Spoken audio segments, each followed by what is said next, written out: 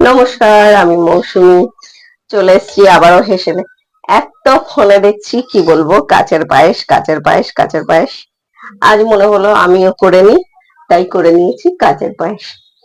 দেখুন, চলুন, খুবই সহজ ব্যাপারটা করতে, কিন্তু দেখতে অপূর্ব হয়েছে একদম। আর এরকম গরমের সময় এরকম একটা ডেজার্ট ঠান্ডা ঠান্ডা খেতে খুবই ভালো লাগবে। এরকম বাটি করে নিয়ে রেখে দেবেন ফ্রিজে, আর যখন খাবে বেশ ঠান্ডা ঠান্ডা দেবেন। দুর্দান্ত একদম।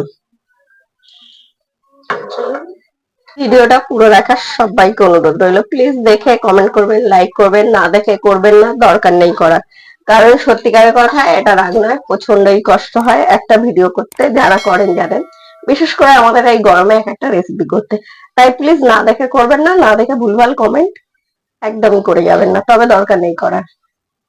ঠেলে তুলে দেবেন উপরে ভিডিওটা, কোনো প্রয়োজন নেই। তাই চলুন করে নি, যাকে রাগ টাগ নয়, এটা বললাম, যারা করেন কাজ করছেন বুঝতেই পারছেন অনেক কষ্ট, না দেখে করলে কোনো আমাদের লাভ হয় না। এত কথা বলার জন্য দুঃখিত, কিন্তু চলুন রেসিপিটা করে নিই, এত সুন্দর একটি রেসিপি। গরমকালের তাল শাঁস। 100 গ্রাম সাবু নিয়েছিলাম, সাবুটা ধুয়ে ভিজিয়ে দিয়েছিলাম, আপনাদের সঙ্গে শেয়ার করা হয়নি। ধুয়ে মোটামুটি জানেন যে সাবুর ওপরে অল্প একটু জল থাকবে, সেরকম ভাবে ভিজাবেন যাতে এরকম শুকনো শুকনো হয়ে যায়। আর নিয়ে নিয়েছি 1 লিটার দুধ। দুধটা আগে বসিয়ে দেবো, বসিয়ে দিয়ে জাল হতে থাক।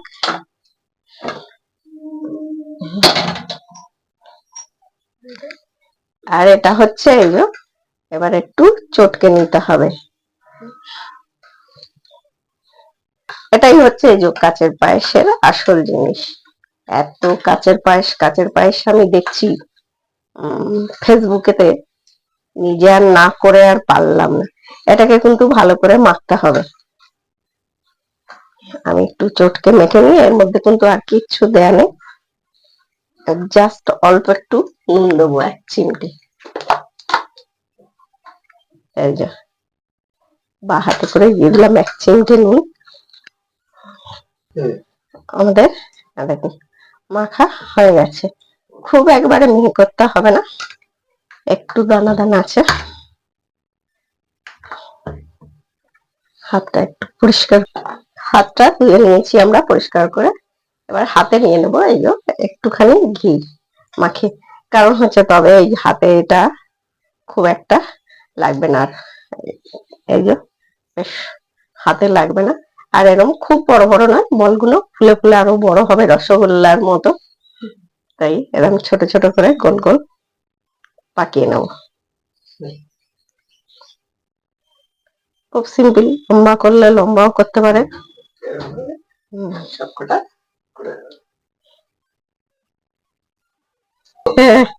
হ্যাঁ, আমাদের কাঁচের রসগোল্লা হয়ে গেছে। আর নিয়ে নিয়েছি 100 গ্রাম দুধ, 100 গ্রাম, আর এটা হচ্ছে 200 গ্রাম মিছরি। দুধটা আমাদের কিন্তু বেশ গাঢ় হয়ে এসছে, দেখেন, দেখেই বুঝতে পারছেন এতক্ষণ ধরে জাল হচ্ছে। আর ওর মধ্যে দিয়ে দেবো এই যে গুঁড়ো দুধটা, টেস্টটা আরো বেড়ে যাবে। গুঁড়ো দুধ দিলে, যদি কারোর কাছে মিল্কমেড থাকে মিল্কমেডও দিয়ে দিতে পারেন, সেও ভালো লাগবে। একটু নাড়তে থাকবেন যেন নিচে না বসে যায়, দুধটা ধরে যাবার সম্ভাবনা থাকে। এবার দিয়ে দেবো আমরা এই যে সাবুর বলগুলো, কত সুন্দর দেখতে হয়েছে দেখুন, তাই না? খুব সুন্দর দেখতে হয়েছে। এত দেখছি ফোনে, ভাই আমি না করেই পারলাম না, আর যে এটা করতেই হবে। নতুন কোনো কিছু দেখলে আমাদের মনে হয় যে করেই ফেলি, কিন্তু কবে থেকে ভাবছি করব করব, কিন্তু কিছুতেই করা হচ্ছে না। এতটা গরম পড়েছে যেন বেশিক্ষণ রান্নাঘরে থাকতে ইচ্ছে করে না, যার জন্য খুব সহজ সহজ রেসিপিগুলো নিয়ে নিয়ে চলে আসি আপনাদের সঙ্গে। আমাদের এরকম নেড়ে মাঝে মাঝে নেড়ে দিতে হবে, দিয়ে আমরা রান্না করে নেব এটা 20 থেকে 25 মিনিট।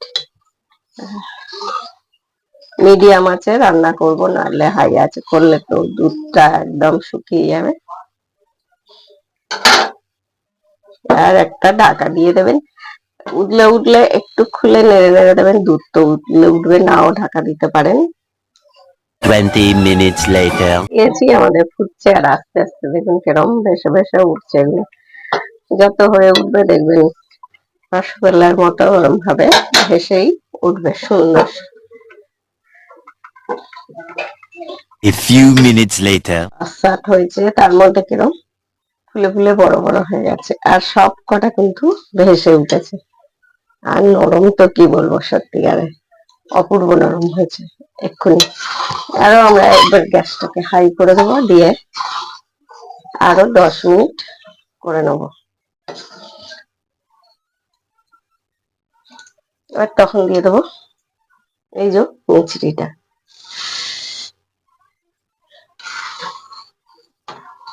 আপনারা চিনিও দিতে পারেন, বাতাসা দিয়েও করতে পারেন। বাতাসা দিলে সাদাটা হবে না, লালচে লালচে হবে। যে কোনো কিছু দিয়েই করতে পারেন, যেটা আপনাদের হাতের কাছে থাকবে বা ভালো লাগবে।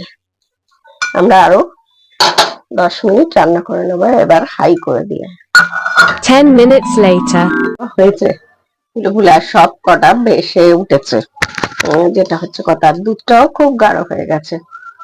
বেশ দুধটা গাঢ় হয়ে গেছে, গাঢ় মতো করতে হবে। ওই যে বললাম মিনিট 25, আস্তে 5-7 মিনিট আমি একটু মিডিয়াম আঁচে ফুটিয়ে নিয়েছি। তারপরে আঁচটাকে জোরে করে দিয়ে নেড়ে নেড়ে করে দিতে হবে, মানে নাড়তে হবে যদি দুধটা তবে। আর আপনারা চাইলে এলাচও দিয়ে দিতে পারেন। আমি এখানে দেবো একটু গোলাপ, যেহেতু অন্যরকম জিনিসটা তখন একটু অন্যরকম করাই যায়। বেশ গোলাপ জলের গন্ধ ছাড়বে, তাই দিয়ে দেবো গোলাপ জল। আমাদের আজকের মতো কাচের পায়েস এখানেই শেষ। আবার ফিরে আসবো অন্য কোনো রেসিপি নিয়ে, অন্য কোনো সময়। সবাই সুস্থ থাকবেন, ভালো থাকবেন, টাটা।